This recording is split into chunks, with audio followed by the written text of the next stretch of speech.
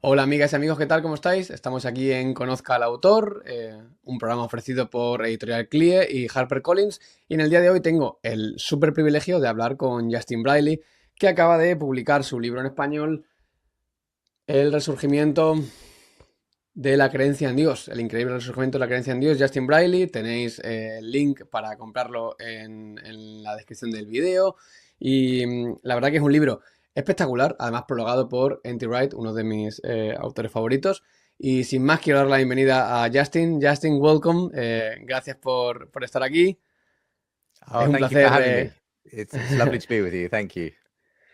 Justin, sabemos que por amor al tiempo tenemos que hacerte unas cuantas preguntas y quería empezar dándote las gracias. Dándote las gracias no solo por el libro, sino porque he disfrutado muchísimo con tu trabajo en estos años como entrevistador y sobre todo como facilitador de diálogos. De hecho, quería comenzar diciendo que para mí Justin ha sido una inspiración directa en todo lo que tiene que ver con el cafetal y con mi rol un poco como persona que hace preguntas. Y por eso, Justin, quería comenzar con una primera pregunta. O sea, ¿por qué comenzaste haciendo preguntas en lugar de ofrecer respuestas?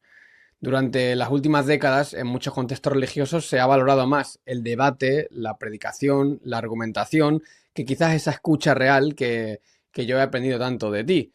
Tú, sin embargo, escogiste el camino de hacer preguntas y eso pues te ha llevado a muchísimos sitios. Entonces, en primer lugar, quería preguntarte qué te llevó allí, qué te llevó a hacer más preguntas que quizás afirmaciones. Y sí, sí, ¿qué te hizo entender o qué intuiciones había detrás de esa búsqueda? Well, I've always felt like, when it comes to having conversations, it's far more interesting to listen to something, a conversation between two people, than just to listen to someone speaking to you. So when I began my show, Unbelievable, back in the mid 2000s, I wanted to make a space where we could make a rational case for Christian faith, but I wanted to do it in a way that was engaging, where it would actually reach beyond the Christian bubble, if you will, where we would actually begin to speak to non-Christians, to people who didn't share faith. And so I found one of the best ways of doing that was by creating conversations where there is a genuine dialogue. And in a way, I was only following after the example of Jesus. If you go and read Jesus in the Gospels, he is often Mm, asking questions just as much as he is giving answers. So I think there's something very interesting about hearing other people's perspectives. I also think actually it's a sign of a more confident faith, a more confident Christian faith, if you can listen to people's objections and questions. If you can only ever like push back and give your point of view, it doesn't actually show that you're confident. It shows that you're scared, of actually being able to defend or your faith. So I think there's a real value in showing that if you're secure, if you're confident in faith, then you can handle questions, you can handle having difficult, objections put to you. So that was really why I wanted to create a space for hosting these kinds of conversations. And in the process, I found that it was much more appealing to people outside the faith if they felt like they were being listened to. I mm, think people can kind of tell when they're just being spoken to or preached at, or they're just there as a kind of project. Whereas I think if people genuinely feel like they're being listened to, it creates a much more openness to kind of talking through the issues, and a lot more willingness to actually see the other person's point of view if you feel you're genuinely being listened to. So those were some of the reasons why eventually I felt this was the right way to engage these kinds of conversations. And in the end, many people began listening from all over the world, not just Christians, but lots of atheists, agnostics, people from other worldviews. And I think it's because they felt like this was a space where, there was a genuineness about the conversation, where their point of view was being represented well, but they also got to engage with a different point of view as well. So that was really why I began the show in that way. ujú. Muchísimas gracias, la verdad que ha sido una gran inspiración y quería preguntarte en ese sentido si recibiste mucha oposición por, a veces se dice eso de dar voz a algunas corrientes que quizás eran más opuestas a la fe cristiana o personas que directamente se oponían, no sé, pienso en gente como Richard Dawkins. Y a raíz de tu trabajo con Unbelievable, sí, no sé, te encontraste con críticas, con personas que se oponían o que atacaban porque tú escucharas y hicieras preguntas a personas aparentemente antagónicas a la fe cristiana. Y si así fue, Justin, que sospecho que algo recibiste, ¿cómo lo gestionaste y qué aprendiste de estar en ese lugar un poco intermedio en el que a veces tienes fuego amigo y fuego de las personas que quizás no son creyentes? Well, certainly when I began the show, especially because it began on a Christian radio station in the UK, there were a lot of people who were concerned about us bringing on atheist voices, critical voices to a Christian radio station. In fact, I had a number of messages and letters that came in the early days saying, look, we have lots of atheists already on the BBC. Why do we need them on our Christian radio station? So I understood that concern, but I also think that people learned, if you will, to skip that moment in the radio schedule if they didn't like it. Okay. But there were also a lot of people who really liked it, who said, actually, we need to get outside the Christian bubble. We need to be able to have these kinds of conversations, because in the end, we live in a very skeptical Western country. We live in the UK, where church going has been in decline for many generations, where you're likely to be living alongside non-Christian friends and family and colleagues. So actually, a lot of people who started to listen to the show and appreciate it, the reason they liked it wasn't because it was very comfortable listening, but because it was real, because these were the kinds of conversations you might end up having with the people around you. So I think that was where the value was felt, was that this is something that actually equips me for having genuine conversations with people who don't necessarily share my faith. And so I think in the end, the show proved itself in that way. They may have had a point, if I wasn't bringing in good Christian responses to the atheists and the agnostics who came on, then of course it wouldn't be a good thing. But I think because I was trying to genuinely bring the best voices on both sides to have a good conversation, I think that's what made the show, run well, because people felt like both their positions were being represented well in that way. Eso es tremendamente interesante y de nuevo agradecerte por ese trabajo. Antes de continuar, si llegaste hasta aquí, muchísimas gracias. Gracias por estar conectados y tenemos un regalo para todos los que estáis viendo este video y estáis escuchando la conversación con Justin. Tenemos en los comentarios un enlace con un regalito para vosotros, con un extracto del libro de Justin publicado por CLIE, como os decía, el increíble resurgimiento de la creencia en Dios. Tenéis un pequeño regalito en la descripción, así que os animo a que podáis ir por allá y leerlo, y espero que con suerte, además de leer ese extracto, podáis haceros con el libro. Continuando con la conversación, Justin, la tercera cosa que quería preguntarte es cómo hemos llegado hasta aquí, porque veníamos de un contexto en el que había bastante quizás antagonismo, por lo menos yo lo percibí así desde mi etapa de universidad, a la creencia en Dios.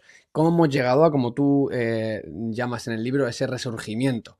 Hay una cosa que me llama la atención, en el primer capítulo de tu libro, tú hablas de ese punto de partida del nuevo ateísmo con algo muy simbólico que ocurrió en UK, que fue en 2009 ese autobús. Y empezando por ahí, ese autobús famoso ateo, ¿no? Que la gente recordará. Si empezamos por ahí, ¿cómo describirías el recorrido desde ese momento hasta el momento actual, en el que parece que hay una nueva moda, quizás por creer en Dios, hay un nuevo momento cultural, intelectual, mediático? ¿Cuáles son los factores esenciales que tú identificas en el libro para entender cómo hemos llegado hasta aquí? So yeah, I begin the book, as you say, in the mid 2000s, which was when there was this new atheist movement happening. There were the four so-called four horsemen of new atheism: Richard Dawkins, Christopher Hitchens, Sam Harris, and Daniel Dennett. They were all these kind of public thinkers, scientists, intellectuals, who were basically writing these best-selling anti-God books. So perhaps the best-known one is Richard Dawkins' book, The God Delusion, which sold millions of copies around the world. And there was also, as you say, this atheist bus campaign. And so this was red London buses circulating the capital, and they were all bearing the slogan, "There's probably no God. Now stop worrying and enjoy your life." So this was the kind of atmosphere into which I began hosting these conversations. And the kind of objections and the atheism that was in the public square was very fierce. It was very dogmatic. It was very dismissive of Christianity. It ridiculed faith. It said, if you believe in God, you're an idiot, you're a faith head, it's fairy tales, it's a delusion. So it was a very kind of aggressive form of atheism that I was encountering. But it made for very interesting conversations and debates because, you know, these were very dramatic, quite sort of big debates and fights between the new atheists I would bring onto the show and the Christians I would bring onto the show. And I learned a lot in the process. I learned actually that there are good reasons to believe in Christianity, that there are good reasons for believing in God. There are good answers to the objections of the new atheists. And so what I was trying to do with the show was, you know, to put into practice that verse from 1 Peter 3:15, which says, always be ready to give an answer to anyone who asks you about the reason for the hope that you have, but do this with gentleness and respect. So I was trying to create these respectful conversations, even with these very kind of quite sometimes aggressive characters from the new atheism. But in the process, over the years, as the conversations went on, I noticed a change. Okay, so more and more, I would sometimes be bringing atheists on my show, and they would often be distancing themselves from this new atheist phenomenon. They would say, I'm not a Richard Dawkins kind of atheist, because they didn't feel well represented by this very aggressive form of atheism, because, you know, they understood that there were intelligent people who had decided to become Christians. You didn't have to throw your brain in the bin. They may not agree with the arguments, but they weren't there to kind of, you know, they understood that the new atheism had gone too far in the way it mocked and derided Christianity. So there was that, you know, seeing that some people didn't like the way this movement was going. There was also the fact, though, that I watched from the sidelines the kind of implosion of new atheism. It started to unravel internally because there were all kinds of issues that they fell out with each other over, and maybe we'll come back to that. But there was this sense in which the new atheist movement itself, once it had agreed that God didn't exist and religion was bad for you, there was very little else actually they could agree on. Once they tried to build a positive movement, you know, they all started to fall out with each other. So the movement itself started to unravel quite quickly. But I think in the end also, people's ultimate existential questions weren't answered by the new atheist movement. And so people still had questions about, well, what is the meaning of life? Where do I find purpose? What is my identity? And the problem was that the new atheists, you know, they held out science and reason as the things that will give you meaning and purpose and identity. But those science and reason, they're good for some things, but they won't buy you a meaningful existence. And so what I found was by the sort of mid 2010s to the end of the 2010s, I noticed a real change. People were looking for new answers to these questions that they had. And I noticed the emergence of a number of interesting, still kind of non-Christian secular intellectuals, but who are offering very different answers to their questions. So this would include people like the psychologist Jordan Peterson, who is this Canadian psychologist who was not a Christian, but was nevertheless filling whole auditoriums for like 2 or 3 hour lectures on the book of Genesis. And there were all these young men coming along, looking for meaning and purpose, and he was pointing them back towards the Bible. And even though it was hard to nail down exactly where Jordan Peterson stood on the God question, he was certainly opening the door intellectually for a lot of other people to take Christianity seriously again. So I noticed that. I had him on my show for a conversation. I was also getting to know the UK historian Tom Holland. And Tom Holland has a very interesting story himself of kind of growing up with a sort of Christian background, but it had kind of fizzled out by his teenage years. And he went on to have a very successful career as a historian writing about the Greek and the Roman world. But he says, as a sort of agnostic, liberal 21st century Westerner, the longer he spent time in the sandals of the Greeks and the Romans, the more he realized how very alien their worldview was to his own.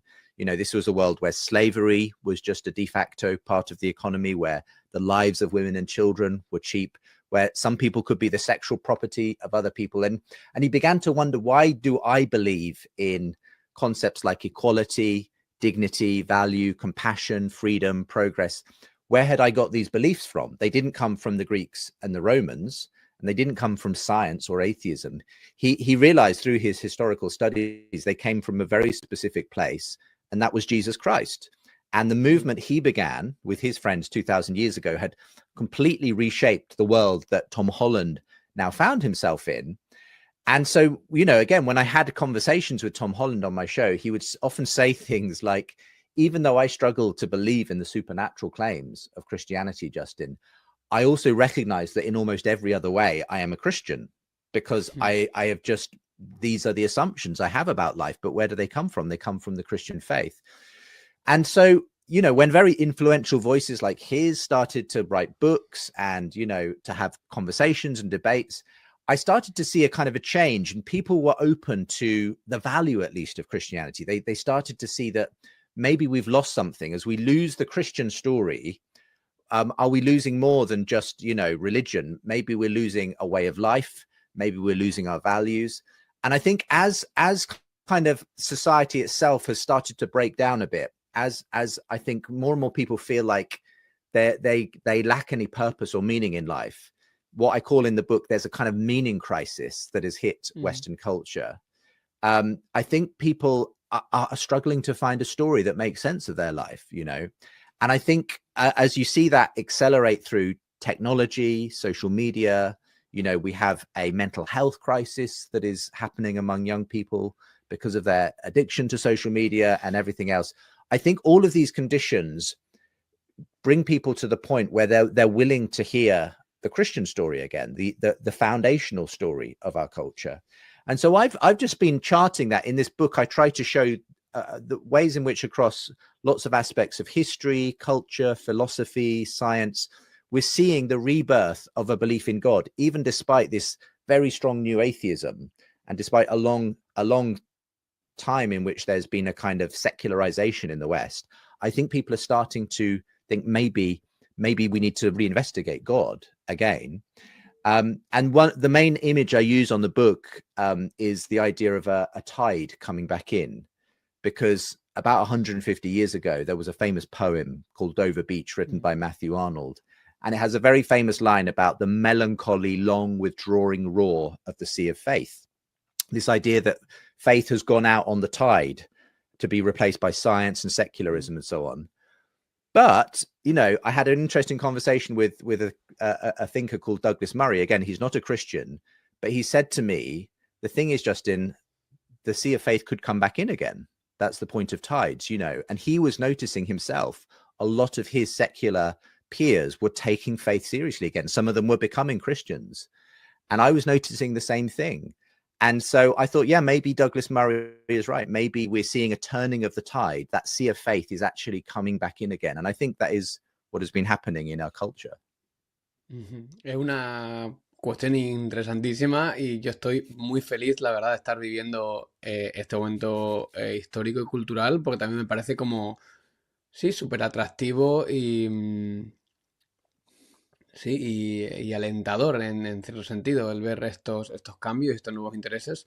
Quería preguntarte en especial, Justin, tú mencionas en este primer capítulo del libro esa primera ruptura que existe entre esos nuevos ateos como Richard Dawkins, Sam Harris, con lo que hoy se conoce como la cultura woke, ¿no? Entonces tú hablas ahí que hay una fricción nada más empezar con ellos y lo narras, pero no acabas de quizás explicarnos el por qué. Y yo quería preguntarte un poco, ¿por qué piensas que se rompió la alianza entre ese nuevo ateísmo y esa llamada cultura woke? ¿Cuáles crees que fueron las razones que estaban detrás de esa ruptura y por qué no caminaron de manera quizás simultánea estos nuevos ateos con esta cultura o esta ideología?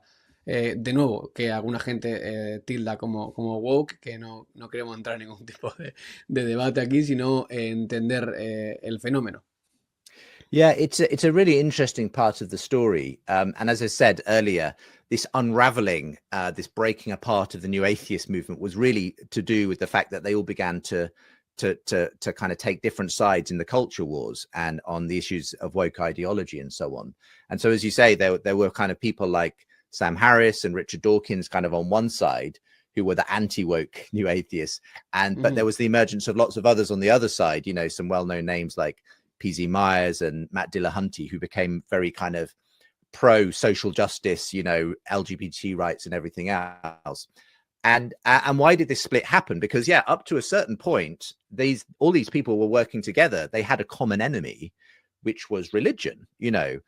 So they all believed that Christianity, Islam, other religions were like a brake on progress. Okay, and they were all united in a sense in their belief that science, needed to be the guide for what we do and believe and so on. But as I say, the problem is once they'd kind of come to that agreement, that we need to get rid of religion is bad for us. Once they started to ask themselves, well, what should our movement be for? Because it's very hard to build a movement purely on what you're against. Okay, one that's sustainable. You have to kind of be for something as well.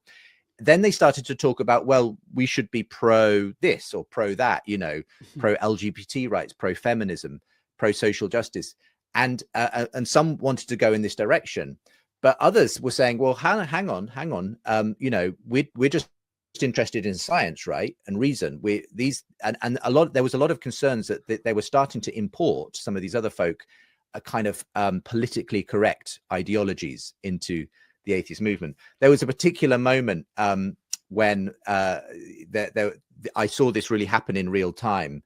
There was an atheist conference, I think in around 2011, 2012, when an atheist vlogger, who was a kind of female atheist vlogger who was critiquing the atheist movement internally, saying there's a lot of misogyny and sexism in the atheist movement. She went and this woman called Rebecca Watson, she was at an atheist conference where Richard Dawkins was also speaking, and she'd just given a whole session on the problems with misogyny and sexism in atheism. Well, that evening after drinks, late night, she went back to her hotel room, and in the elevator, she basically got propositioned by someone who was at the conference. Do you want to come back to my room for coffee? And she then she said no, but she afterwards, she did a vlog in which she said, this is the problem, guys. I've literally just done this whole session on the problem with misogyny and sexism and atheism, and here I am getting propositioned. Now, that might have been the end of it, but except that one of the people who weighed in, who kind of did a very sarcastic response to Rebecca Watson, was Richard Dawkins, this very well-known atheist. And he kind of completely made fun of her experience by comparing it to, a persecuted Muslim who's getting, their hands cut off or getting beaten by their husband, and saying, but don't think anything of my struggles. Think of my poor American sisters who are getting asked for coffee in an elevator. So he was very, very sarcastic in his response. But this just poured gasoline on the whole thing. The whole thing exploded. It became known as Elevator Gate in the atheist community. And it was one of these moments where there was this rupture between people who said, we just need common sense. We don't need to, get too concerned about feminism, about these things. And people who said, no, we need to have, we need to fight against these things. And so there was these big bust ups. And of course, Richard Dawkins became well known eventually as a significant critic of transgender, for instance. So again, this was a big thing that split the atheist community, some who were very pro transgender, some who were anti-transgender, because they felt it wasn't scientific. Okay, biology is set in terms of male and female. And so even Richard Dawkins, the best known atheist of the New Atheist movement, had his Humanist of the Year award rescinded by the American Humanist Association in 2021. So lots of these things started to split the community. And I think at the core of it, the reason is because the thing they were united by, which was basically their hatred of religion, that was not enough to give them a positive thing to live for. And once they started to try and work out what the positives of their movement should be, the whole thing started to fall apart. Because it's very difficult to base a movement just on science. We need more than science, if you know what I mean, to have values. And people didn't have a shared set of values to begin with. They didn't have a shared basis on which to build their values. And so I think this is why the movement tore itself apart, and why the kind of the woke issues and the culture wars, they came kind of early for the New Atheist movement. And so very soon you found that these New Atheists started to take sides. And in the course of time, I found that actually a lot of New Atheists like Dawkins and Harris and others, they found more common cause with some religious people actually than their atheist colleagues. They was kind of they were finding that they had more sympathy from religious people when it came to their concerns around transgender and woke ideology than they had with some of their previous atheist friends. And so it kind of the landscape changed quite significantly from kind of the late 2010s onwards. And now you will find that really the new atheists, they're not critiquing religion anymore. Because in a way, a lot of the ones who have gone anti-woke, they're much more concerned about the new religions, the quasi-religions of woke ideology. They're saying these are actually a much bigger enemy to us than Christianity ever was, because these are things that are in our own academic backyard. These are things that, you know, are kind of causing problems around issues of freedom of speech and belief and academic freedom and so on. So this is how the kind of movement, you know, kind of, became split and eventually kind of unraveled altogether because of their disagreements over woke ideology and the culture wars. Muchísimas gracias, Justin. Y de nuevo, recomendar leerlo porque ahí explica ese momento, sí, súper curioso del ascensor y todo lo que, provocó por la respuesta también de Dawkins. Cambiando un poco de tercio, Justin, en el Cafetal tuve una tertulia hace unas semanas con Lucas Magnin y con Abel de Jesús.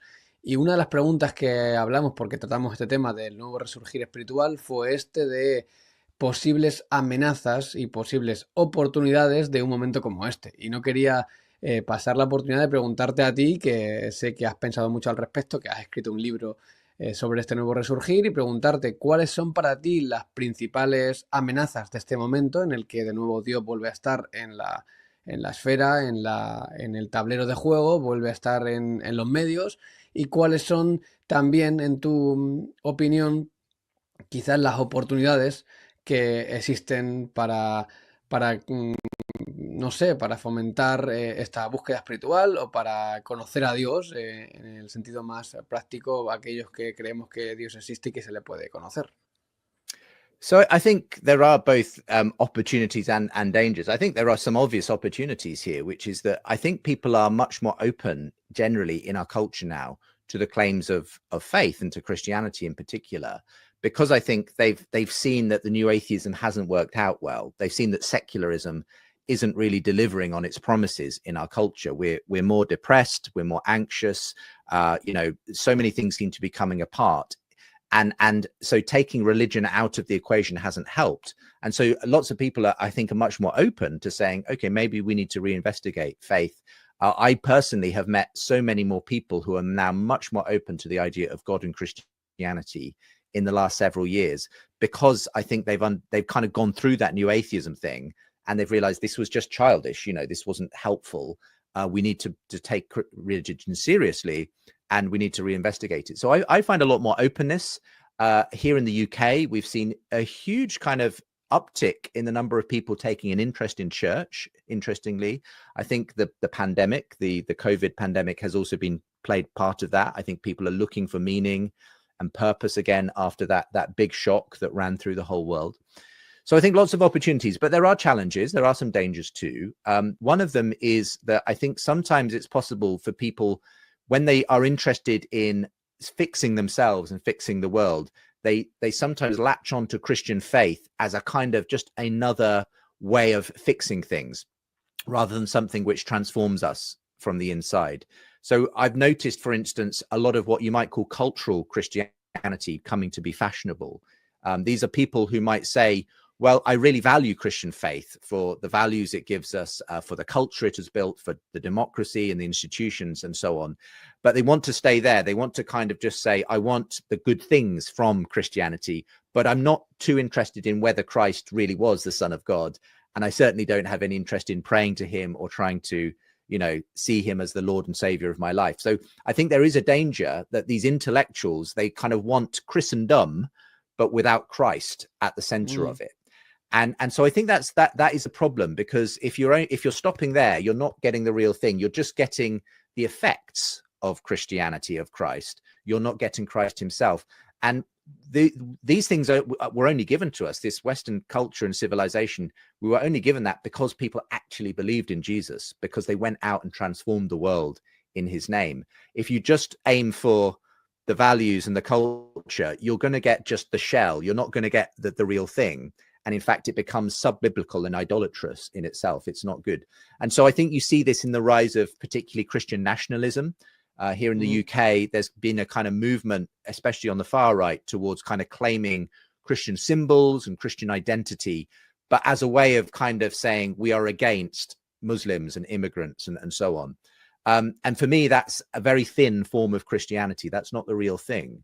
It's just kind of co-opting Christian symbols and words for a political purpose. And ultimately, the gospel, Christianity, it has to transcend the politics of left and right. It's not that you can't be political and be a Christian, but if Christ isn't at the center of who you are, then it's just going to be empty, you know. So for me, these are some of the dangers. As people take a new interest in Christian faith, they can sometimes get hold of the wrong kind of Christianity, a very thin sort of cultural Christianity, which isn't the real thing. Muchísimas gracias, Justin. Me parece muy interesante eso que comentas y si no querríamos quedarnos en un cristianismo cultural si realmente hay una llamada al misterio que nos transforma y nos conecta con ese último significado que estamos buscando. Justin, muchísimas gracias. Quiero terminar con una pregunta, porque después de muchos años que llevas dialogando con gente, desde ateos a agnósticos, a escépticos, creyentes de diferentes religiones, también muchos creyentes cristianos de diferentes tradiciones y con diferentes ideas. Quería terminar con una pregunta para ti, Isa. ¿Cuál dirías que ha sido la lección más profunda que te ha dejado el escuchar a personas que creen y ven el mundo de manera distinta a la tuya? Well, I think one of the most important lessons I've learned is that everyone is kind of looking for truth, but very often that search for truth is not just an intellectual journey. It's not just about the debates and the arguments for and against God. There's also an emotional component to this. There's a personal component to this.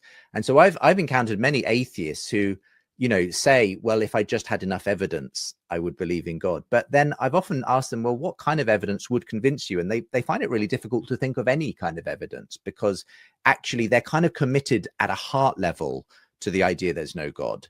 And I think we all have to kind of look at ourselves and ask, are my beliefs, you know, really kind of supported intellectually, or am I committed to this, you know, because I kind of, it goes much deeper than that. So I think there's always a personal element to these conversations. And so I love having these intellectual, cultural, historical, philosophical conversations with people. But I also want to ask myself, would I be willing to spend as much time praying for this person as I am, you know, debating them or having the conversation?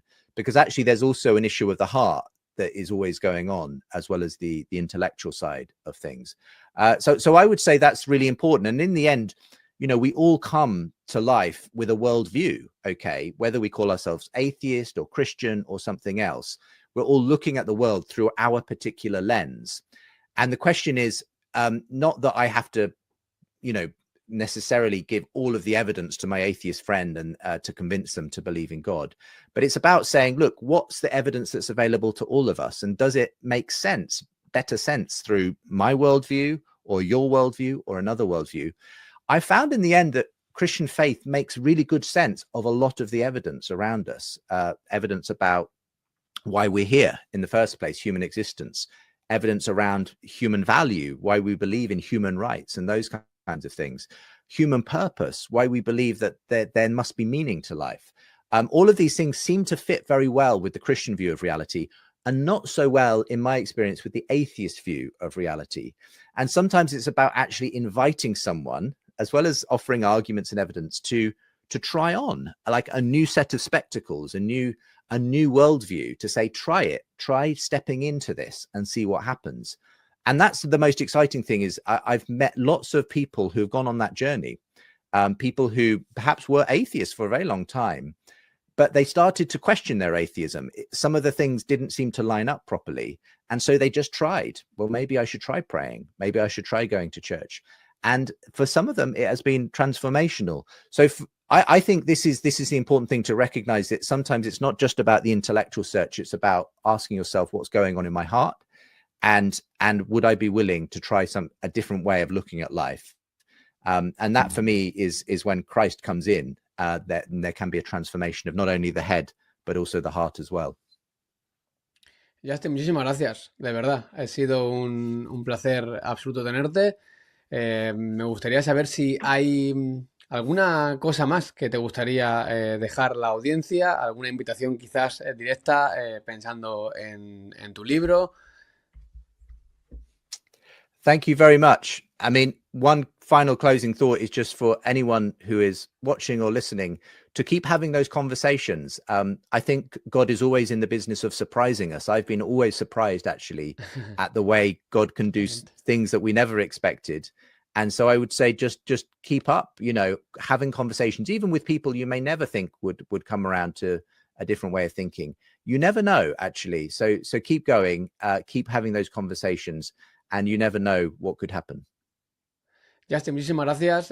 Me sumo 100% a la invitación de Justin. No dejemos de tener conversaciones, no dejemos de hacer preguntas y no dejemos de buscar también lo que trasciende en esas conversaciones con la gente que nos rodea.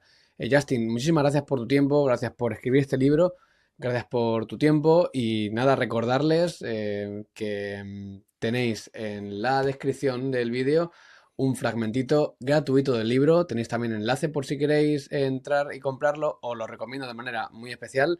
Y por si no lo sabíais, que no me he presentado en el principio, soy Josué Moreno, soy el host del Cafetal y os envío un abrazo muy fuerte. Gracias por verlo, gracias Justin. Saludos y besos. Thank you. Goodbye.